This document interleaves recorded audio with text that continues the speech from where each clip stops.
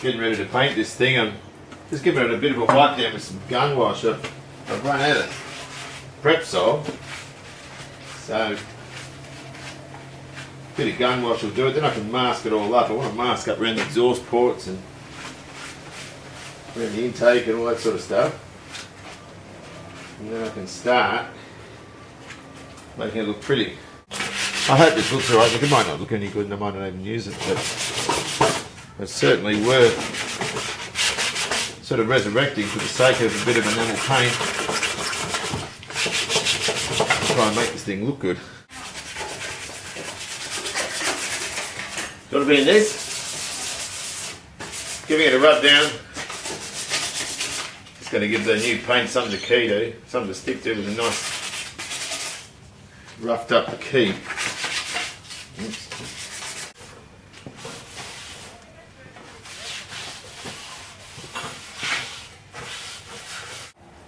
Alright, we're ready for paint. I've only got this touch-up gun. My brother's got my full-size gun, but it doesn't matter.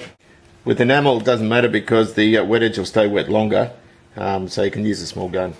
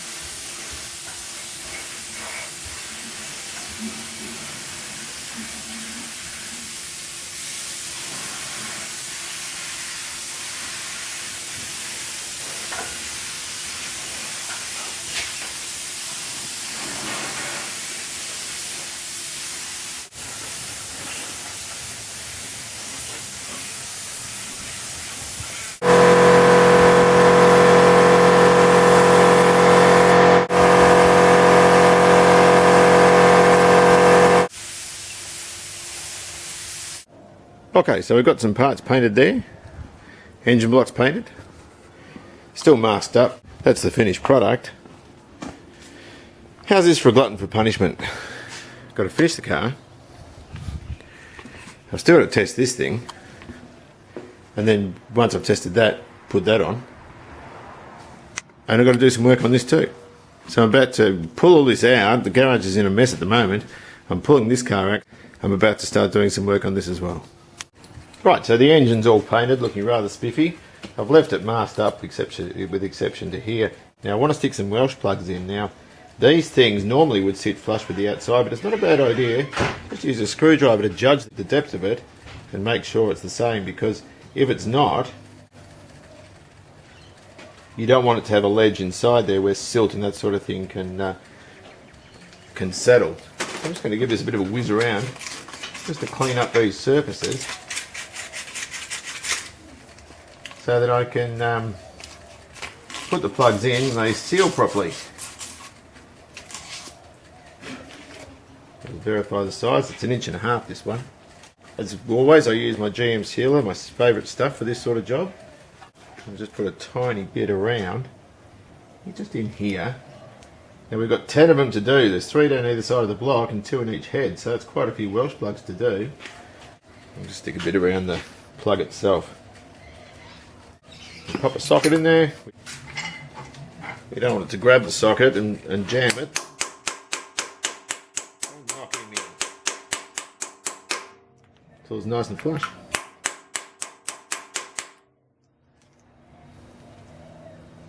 Looks pretty good. 9 more to go.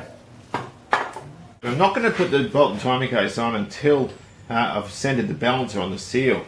Also important to remember to put that crankshaft slinger on, oil slinger. And my favourite stuff to seal these sorts of things is Permatex. It's cheap to buy, and there's absolutely no way, particularly around here, around water jackets, anything can get past it. Brilliant, brilliant stuff. So I'm going to go around here, just make sure I've got all my sealer in check.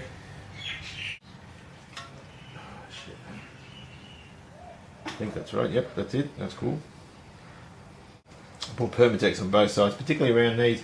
Good idea to hang around those things and get them in there. I'm just going to drop a, I'm just going to put it on and through the other side, just to hold the gasket while I put it on. I'm just going to do it up.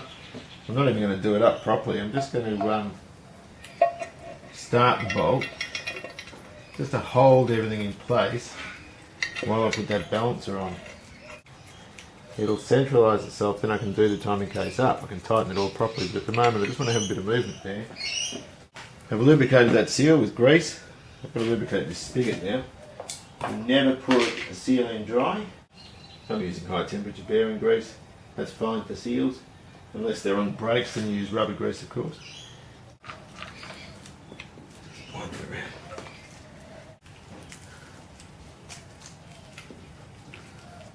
And now I can tighten up those other bolts. Right, so I've tightened up the timing case. I just put these in just to hold the gasket in the right. I keep getting messages. In the right orientation until I'm ready to put the water pump on. I'll stick that on now.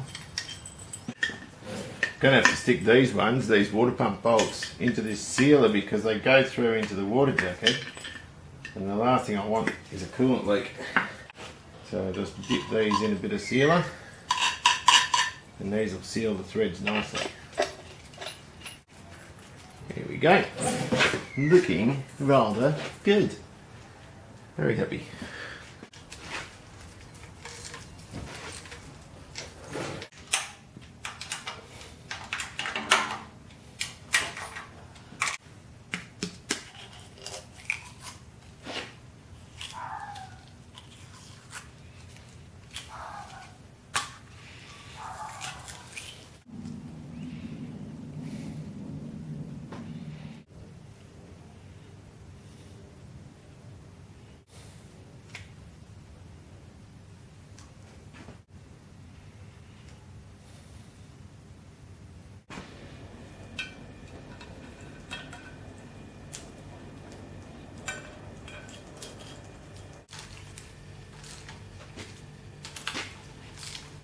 Bit unconventional the way I'm doing this, I suppose. These are actually 302 manifolds. They're different from the 351 ones, but they'll do so that I can run the cam in on the engine stand before it goes in the car. I'll put the right ones on. I haven't got them at the moment. That's the reason I'm doing it like this. These really are the pièce de résistance. I'm just going to put them on. I'm not going to bolt them up tight. I just want to put them there to stop any nasties getting in. Let's put the manifold on. I might get it off the, no, that's better, doesn't it? Hang on, love.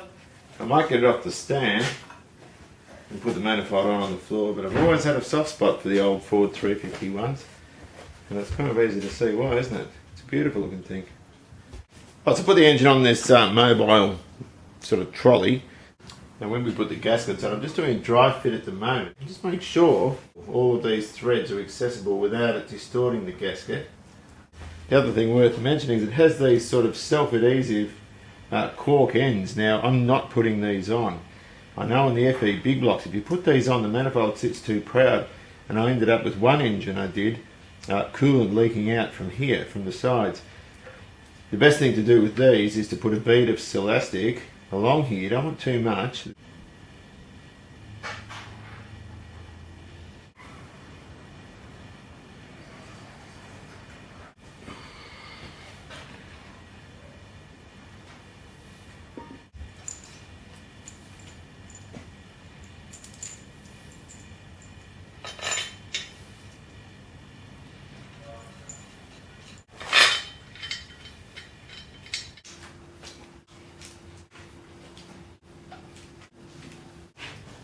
A little bit worried about the height of this this manifold and bonnet clearance. I wanted to run a phenolic spacer just to insulate the carburetor a bit, but I might not have the room to do it. So I'm just going to stick the carby down. I don't like doing this much. I'm just going to put the carburetor down. By the time I get an air cleaner on, I'm going to have some indication of what the height will be. This one's being kitted. I'll put this, it looks a bit manky, this old carby, but it's off a 390 big block. But at least it'll give me, I'll be able to start it and run it and we'll see how it goes. Seems almost a pity to stick an old carby on top of a new looking engine.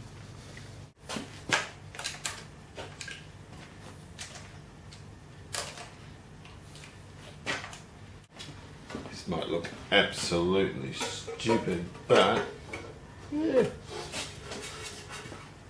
Gee, it is high. This probably won't work. I might have to use a different type of air cleaner, but it's just a sort of a guess. Well, here it is, pretty much done. I'm not sure I use this air cleaner. It's sitting too far up. It's sort of on a bit of an angle there. I haven't put this hose on here yet because I've got to get a thermostat for it. That's just sitting there. But you can get the general gist of it. Distributor's not in.